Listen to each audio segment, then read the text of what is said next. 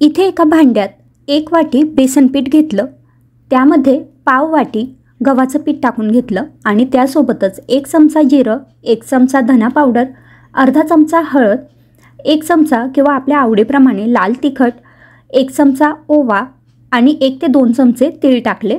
चवीपुरता मीठ टाकायचं, 2 चमचे तेल टाकायचं आणि त्यानंतर थोडं थोडं पाणी टाकून ह्याचं छान आपल्याला बॅटर बनवून घ्यायचं आहे. आपलं भजींचं पीठ असतं त्याच्यापेक्षा थोडंसं पातळ असं हे पीठ पाहिजे. हे पहा, जसं डोस्यांसाठीचं पीठ असतं तसं मी याचं बॅटर बनवून घेतलं. बॅटर बनवायला आपल्याला अगदी 1 मिनिटापेक्षा कमी वेळ लागतो. बॅटर तयार आहे. तवा गरम झालेला आहे. तवा गरम झाला की त्यावरती थोडंसं तेल टाकायचं. लोखंडी तवा आहे त्यामुळे मी इथे तेल लावून घेतलं आहे. नॉनस्टिक असेल तर नाही लावलं तरी चालेल. त्यावरती हे बॅटर डोस्याप्रमाणे पसरून घेतलं आणि आता मध्यम गॅसवरती हा जो डोसा किंवा हे जे धिरडं आहे ते मी छान खमंग असं भाजून घेणार आहे.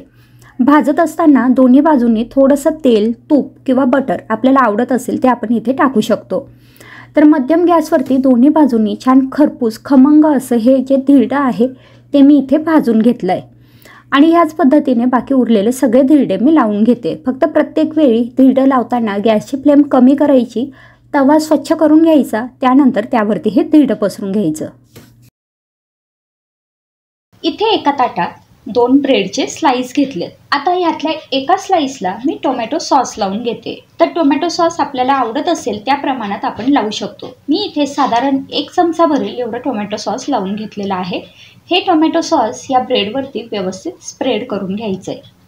आता दुसरा जो ब्रेड आहे त्याला मी इथे बटर लावून घेते.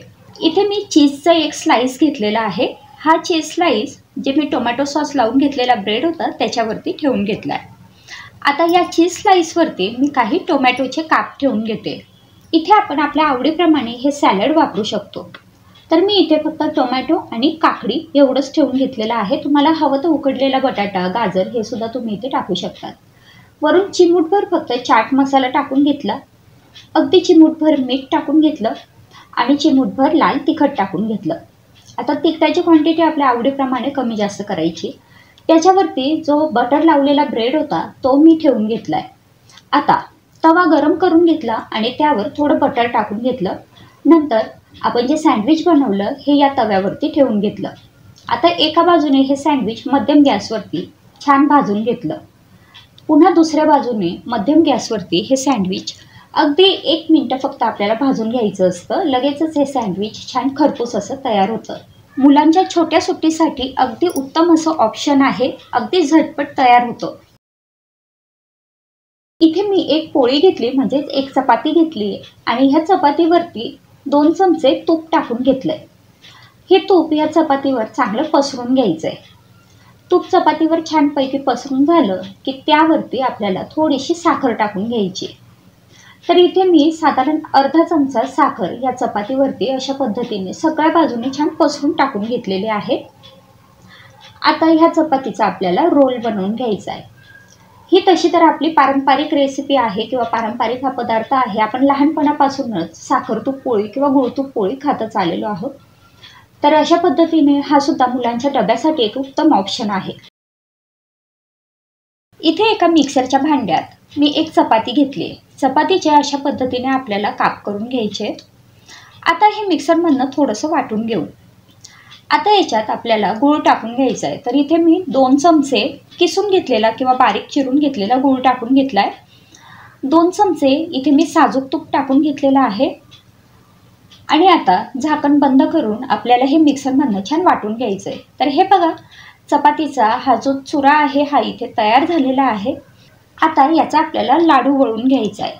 तूप आणि गूळ टाकलेला आहे त्यामुळे सहज हा लाडू वळला जातो. दिसायलाही छान दिसतो, खूप वेळपर्यंत सॉफ्ट राहतो आणि त्यामुळे मुलं हा खूप आवडीने खातात.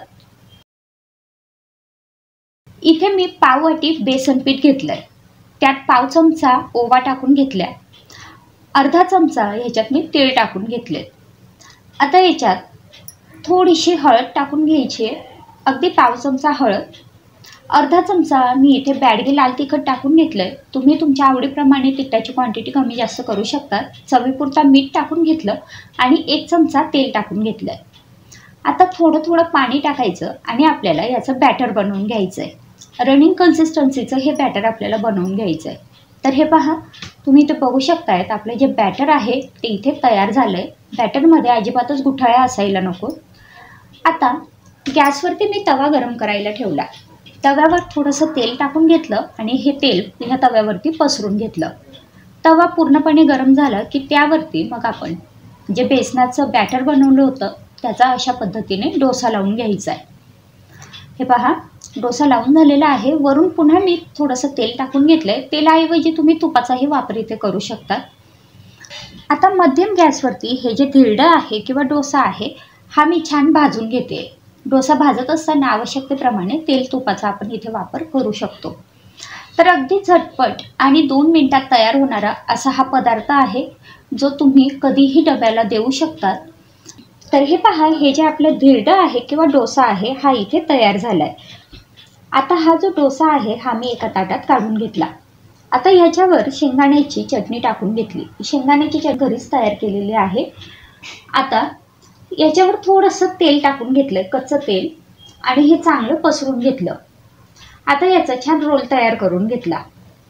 हा रोल मधोमध कट करायचा आणि मुलांना छोट्या सुट्टीत खाण्यासाठी झटपट असा हा बेसन पिठाचा रोल इथे तयार झालेला आहे.